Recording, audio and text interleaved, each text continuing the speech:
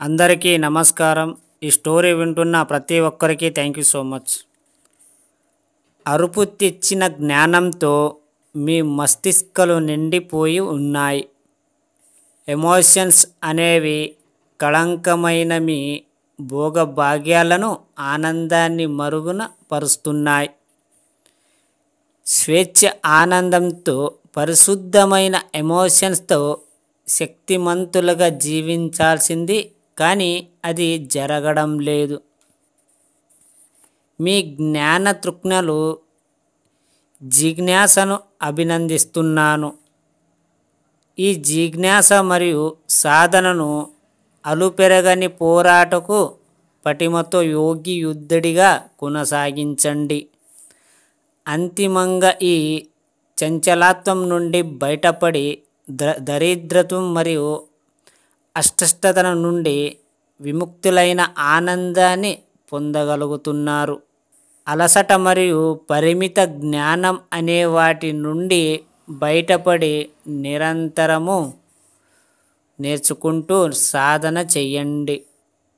దుర్భర పరిస్థితుల నుండి బయటపడడానికి తీవ్రమైన కృషి చేయండి.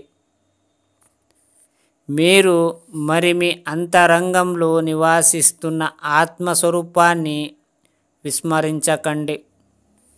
మీ అంతరంగంలోని తండ్రిని దర్శించి అక్కడ నుండి సందేశం వినడానికి ఒక్క క్షణం చాలు. అనంతకాలం వేచి ఉండనవసరం లేదు.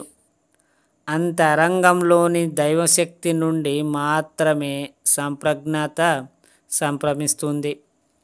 మీరు అవిశ్రాంత యోధనిగా మీ అంతరంగంలోని దైవాన్ని సందర్శించడం కోసమే నా ఈ బోధనలంతా.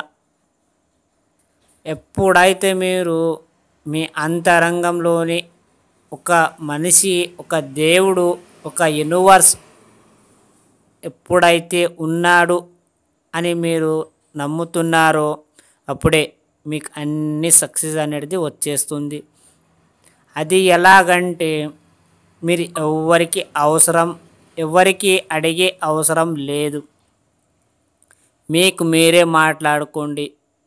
మీ ఆత్మను అడగండి. మీకు ఏదైనా కావాలంటే అది మీకు ఖచ్చితంగా ఇవ్వగలుగుతుంది, మీకు లేదా సొల్యూషన్ ఇవ్వగలుగుతుంది.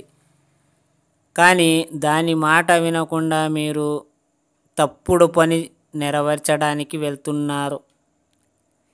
ఎప్పుడైతే మీరు మీ ఆత్మని, విశ్వాన్ని నమ్ముకుంటారో అప్పుడు మీరు ఖచ్చితంగా అంతా సవ్యంగా సంపూర్ణంగా జరుగుతుంది.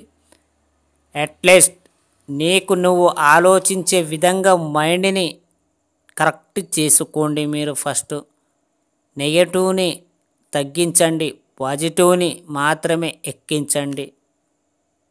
ఇది ఎప్పుడైతే మీరు చేస్తారో అప్పుడు మీరు అన్నీ మంచిగా జరుగుతాయి. మీ ఆరోగ్యం కూడా మంచిగానే ఉంటుంది. ఫ్రెండ్స్, అర్థమైంది అనుకుంటా ఈ స్టోరీ విన్న ప్రతి ఒక్కరికి థ్యాంక్ యూ సో మచ్.